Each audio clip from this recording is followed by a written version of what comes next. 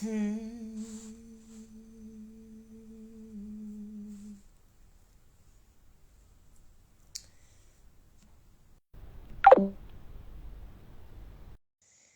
So that's it.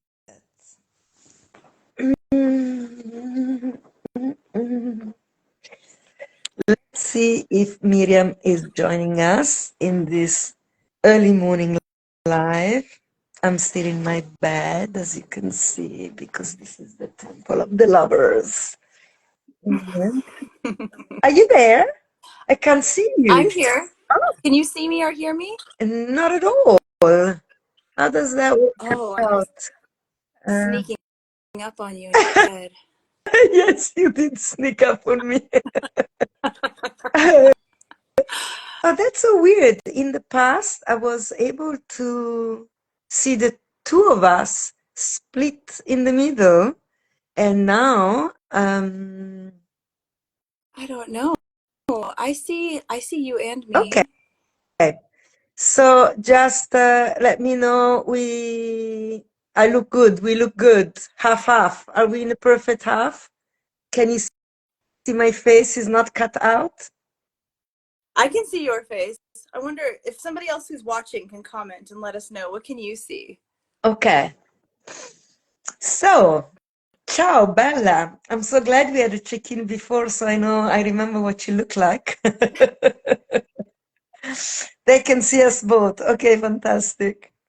Yeah, thank you.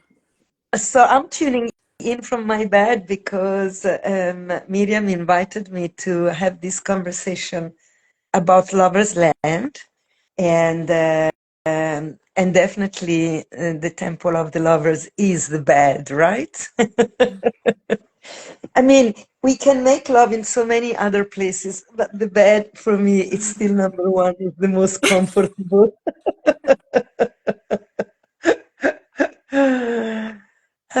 So how are you, Miriam? Oh, I'm good. Thank you. Yeah, I'm feeling really excited. Feeling really enlivened. Been getting inquiries about the retreat and just been working on catering quotes today. And so all the little pieces are starting to come together. And yeah, I'm feeling excited about sharing the mystery with whomever answers the call. Fantastic. And of course, I feel so enlivened to be connecting with you today, and especially in your bed. It feels a little special to have that access, that intimacy. Come, come. So Miriam is organizing Lovers Land in Australia. My first time going to Down Under. That's also a nice place for lovers, right? Haven't thought about that before. To gather down under, and that's why we have this odd timing. It's 5 o'clock in Australia and 8 o'clock in Cape Town.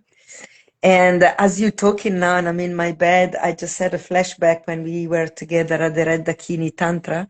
Miriam traveled first to South Africa to come and meet me, and now I'm gonna fly back to her homeland. But we did a retreat together where we were all sleeping in one room at night, like children before Christmas. And we all had this white duvet and white bedding. So now I'm just having this flashback of being with you again in my Mm. white bed. And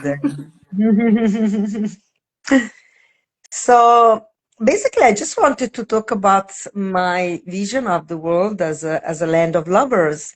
And this is what I've really been working towards. Maybe when I'm a granny, we'll get there. And there is a thing I love is about being slow and lazy. I do a lot of work from my bed. Actually, this is my place of safety. I don't have an office. This is my office. And when I'm in retreat, also I created spaces where we can really unravel in the horizontal plane. I see this world that is so invested in achieving goals. Um, and it's so, for me, it's really masculine and oftentimes quite aggressive. And even in spiritual advancement, we become so linear, goal-oriented, you know, we want to become master of our body, master of our life, master of our eroticism. I see there are so many courses on mastering your sexuality. And I feel that if we keep on wanting to master it, we miss the attitude of the beginner mind, the student, the attitude. Sorry, I'm just now getting distracted because I'm reading a message. As you see, I'm going always horizontally. So for me, when we No, look at that's totally fine. mastering, we let go of learning, of keep exploring, of being curious, of living in fascination and wonderment. That perhaps there is this great nothing happening at all time, and instead we are so focused to that one thing that we forget everything that is already alive, that is already happening.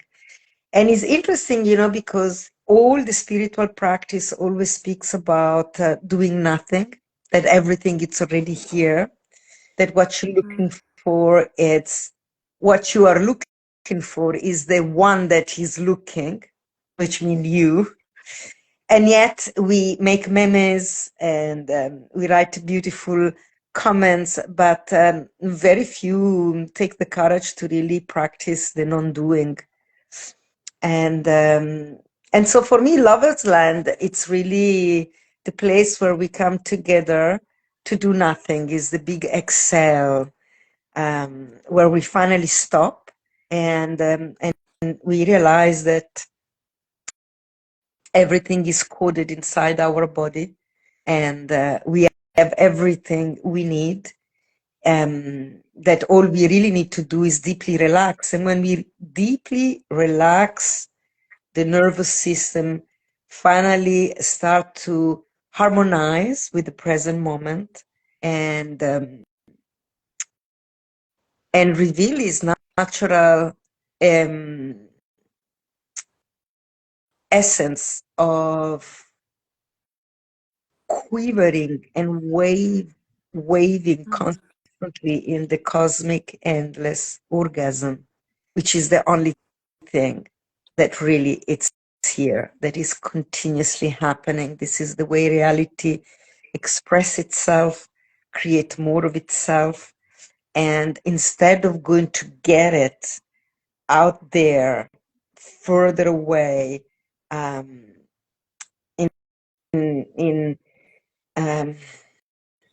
you know, needing to sacrifice something in order to get it, struggle. You know, I'm missing a lot of words in this moment.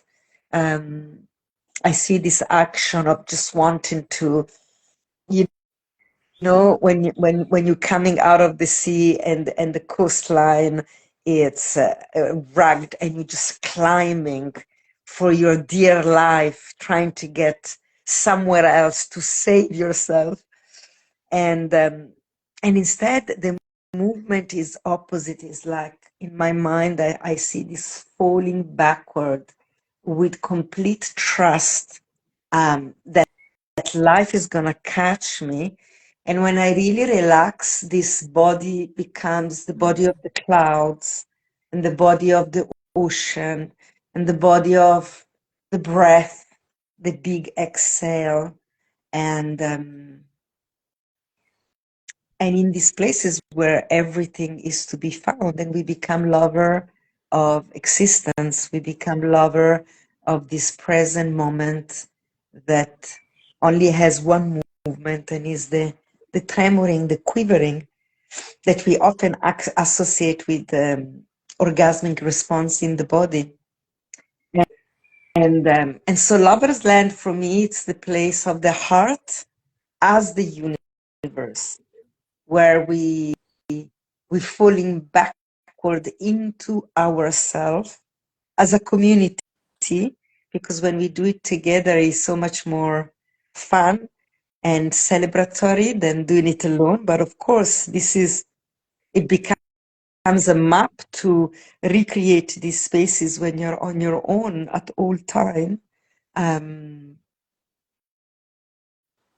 and then we just becomes lovers, and I really have um, this idea that this is what we were designed to do as human beings on the planet, just to love, beginning with ourselves and our body and our creativity, our fears, loving our insecurity, just love everything, coming home to ourselves and inviting the whole world inside of ourselves um, as a beautiful celebration, as a concert of life with every human being as the musician of this party that is never ending inside every single cell of my body, inside my organs, which of course will be the musician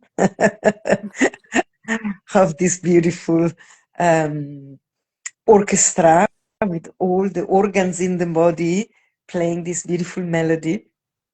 And this idea that we are lover as our first movement is to meet reality as lovers, and then everything else needs to fall in places so that we can love more, that we can be doing less and feel more. So, for example, we are in bed as I am, and we make love, and then we have a pause, and we need to go eat something. That's the pose of lovemaking. And we need to go eat something so that our body is strong and nourished, so that we can be more present in lovemaking.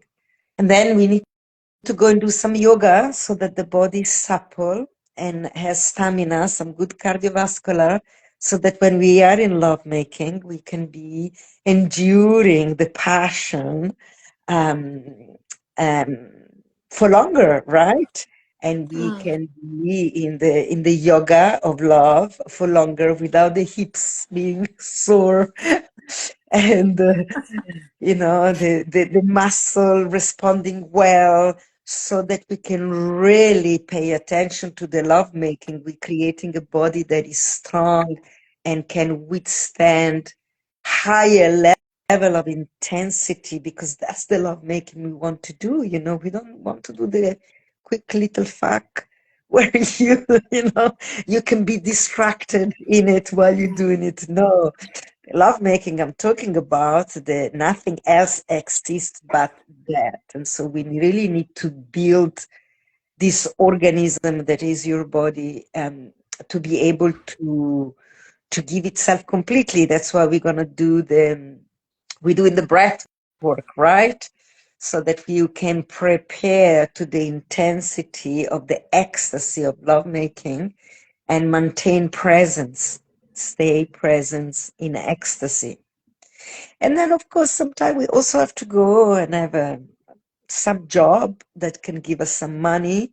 And with the money, we can maybe improve our housing, maybe buy a beautiful house with a beautiful roof, and so that we can make love in winter when it's cold outside, right? Houses are just here to support our livelihood, not to separate us. And some places in winter is really cold, and so it's nice to have a roof over the head, right? And then maybe we can have some window, we can close them when it's too windy, so the dust and the leaves are not flying in while we are in the delicate activity of making love. And of course, would be nice also so the house becomes the temple of the lover, right? And if you're good at your work, or you're maybe just love building houses, or you have a great community that can come together and build the temple of love, maybe you can even have a see-through roof and see the stars at night, or when it rains, you can see the rain falling on you. In recent time, I did a session with one of my students, and they built a beautiful lover's house. and I had a see-through, a glass roof. And while we were practicing the yoga of touch, the rain came, and it was so amazing to be with the eyes open and receive the rain in the body of the world, which is this organism, while it's busy making love, meaning being really open and available to be penetrated by the present moment, which sometimes is in the company of another organism, which is another galaxy, that breathes and thinks, breathes and sing and have vision, and have desires. And then we come together in this dance of compenetration, where basically reality just get to know more of itself, and we, the lover, become the witness of this cosmic marvel, that is happening through us, because of us.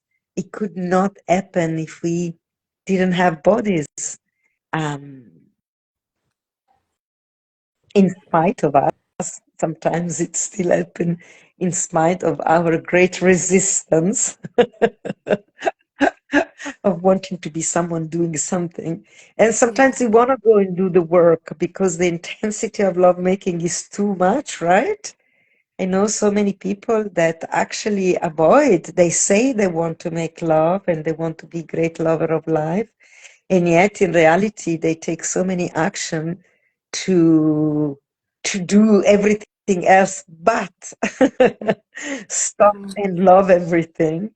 It requires a lot of devotion and dedication and willingness to to kill all this resistance, to die as we birthing ourselves.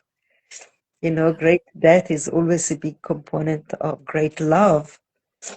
And so this is it. This is my vision. This is what I love to do in my life and with my student. And when we go in retreats, we have a mini, we have an experience of a micro universe. It's an experience of being together in a temple that we dedicated to love and to the expansion of the heart. And then we practice the Tandava, which is that movement of falling backward, trusting that reality is catching me.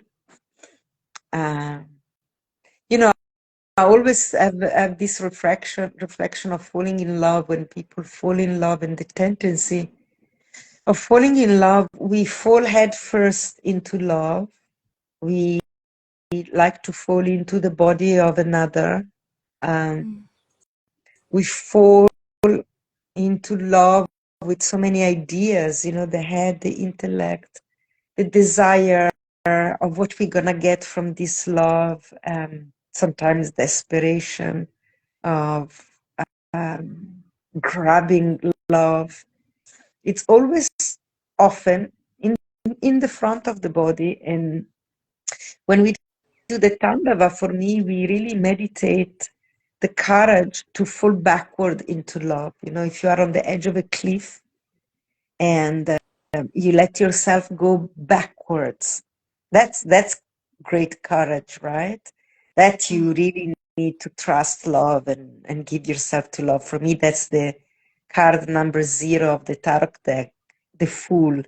You know, is a complete trust that life will catch me, that life is not my enemy, that life is designed to be my ally and is here to catch me in my trust and my expansion, in my love affair.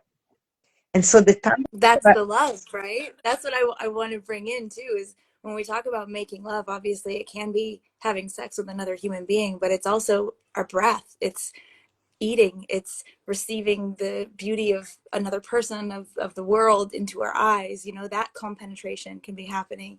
It's living your life as love, as being in the current of that compenetration. Of that's how I experience it, you know, of feeling that surrender that you're talking about, falling back into life, because life is your lover, you know. Yeah. And maybe life comes forth as your lover in your partner, in a spouse, in a human, and maybe it comes forth in an animal, a tree, a breeze across your cheek. That's to me, that's the love affair that so draws me to work with you and continue to study with you and your transmission of the tantra, like expanding this perspective that all of life is a love affair. Yeah. You sum it up so well, darling. Thank you so much. Yeah, this is it. This is it. It's a love affair with your life, with your breath, which is the essence Yeah. of, And what we I also I feel so much from you too is the focus on the heart, mm, and that's what I took so much from being in the retreat space with you 8 months ago, something like that, earlier this year. And yeah, dropping the attention into the heart and allowing the sex and the erotic energy to be surrendered to the heart, to be a tool of the heart.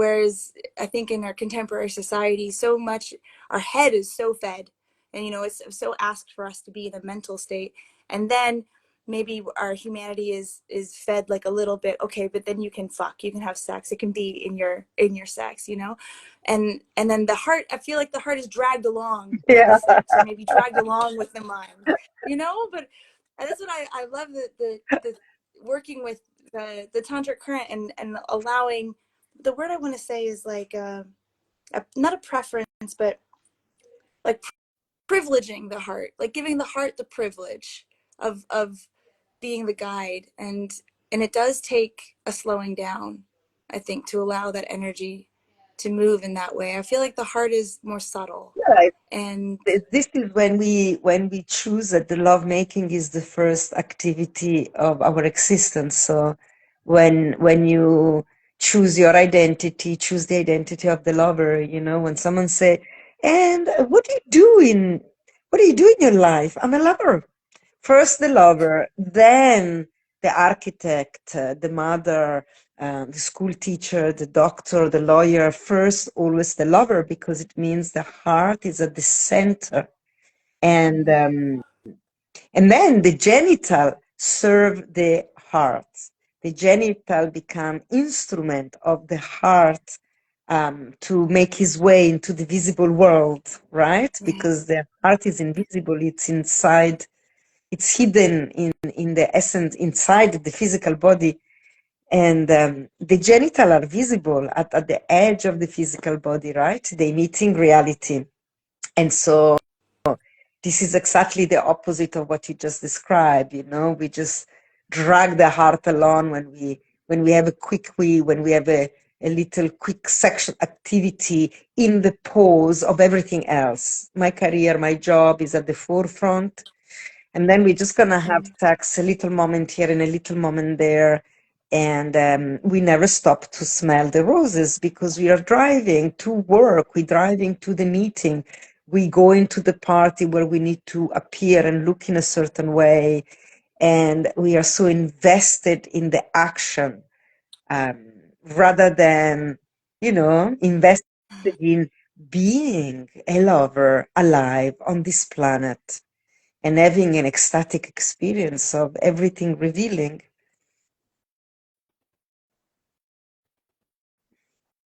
I love that, the revelation, and that's pulling away again from that overly masculine and linear way of looking at things, that okay, I make the plan and I'm going to take the steps and I'm going to go there. But I think, how boring is that? How boring would my life be if it all worked out exactly as I planned Yeah, it? I don't think exactly. that. And also, your mind is very limited. So whatever you are planning, it's coming from a limited perspective of reality. So, we like to play with the big league. I like to play with the big league. I'd rather have the heart of reality showing me the way in way I couldn't even imagine. Um, and and I'm invited to something way bigger than my ideas of what my life is about. And I start to lean into the potential of great love and a great existence, great-hearted love. Um, hmm. Yeah, And so, and I love this it's also, a magical mystery. you point attention to the revelation, we have so many, the book of Revelation, it always fascinated me. And in the religious tradition, the revelation, it's God, it's gonna tell you something, it's gonna reveal something. And I realize, when you understand that you are the expression of divine, the revelation, the ultimate revelation is you unraveling into yourself, towards yourself. It's more of you revealing yourself to yourself. Your heart unraveling is the ultimate tantric revelation. This is when we reveal, and all the tantric teachings,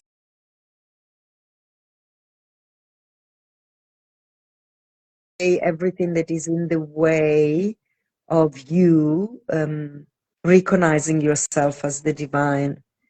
And so it's like when we're moving the layer of resistance, we are revealing. That's the revelation. It's like you're moving the curtains of the theater stage, and there, the actors, the true play gets revealed. So for me, I always have this vision in my being, the scripture of the text, the classical teaching are just there to lift all this layer in our being that are hiding the divine inside until the God can recognize God. And that's the ultimate place of rest in the totality, the Mahamudra. It's this God meeting God, the ecstasy of being alive. And that's a revelation because we have so many filters which we need to clear out, right? Yeah. And that's why I'm so passionate about retreats and going and spending the time, that you can really take the time to allow those layers to lift in a gentle and loving way. Yeah. And actually get to know yourself. Well, that's what I feel like I got from it. Yeah, get to know yourself in places that I didn't know. I didn't know myself there. Um, yeah, but yeah. So that's why, in particular, I love working with attending retreats and working within retreats to support that deeper experience. Mm. We just need time. The pace, I think, of our worlds, it feels like it's only ramping up, and it's challenging sometimes, especially with all of this proliferation of technology. It's like to remain human and in our humanity and in the humbleness and the subtleness of the heart. So I feel like having the space away from the daily life and the daily expressions and reiterations of identity that we've learned to put onto ourselves, having the space away and the time away can allow the unraveling and the revealing. And my hope is that it allows like for an anchoring. And at least that's what I've experienced from these experiences for myself, that I'm able to at least anchor in a point of knowing, like true knowing, not a cerebral exercise, but a embodied understanding and knowing of truth, of reality, of self. And then even if sometimes the layers can come back on, but I have that anchor point that I can refer back to.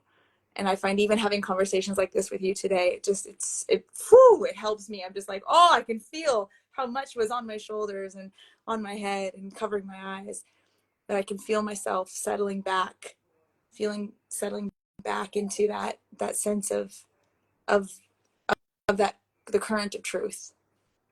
Mm. Yeah, retreat are Nice. essential to stop, to take a, to take that moment of pause and stop this linearity of our life. And, we live in a society that is really cruel to the human being. It's cruel to the unraveling of the innocent lover. There is very little innocence left, and there is very little respect, true respect for life left. And we all, you know, struggling for survival. It's a real cruel world. It's important that we start to see it like that. Because in order to fit in, we become cruel with ourselves, and we don't allow for the tenderness, the confusion also of what does it mean to be alive. Everybody needs to have an answer very ready at the tip of their finger. You must have a 5-year plan and a vision. And if you don't have all of this, instead of relating to yourself with soft tenderness, we start to become cruel to ourselves in order to fit in. Um, and so this is why I run retreats, where I feel we can come back to a place of deep compassion and allow our innocent eroticism to reveal in its tender spontaneity, where there's no agenda, there isn't a format that everybody has to fit in. In retreat, people can participate, can be in the activity, can be an outsider looking at the activity. Sometimes looking at the yoga of touch brings so much revelation in the body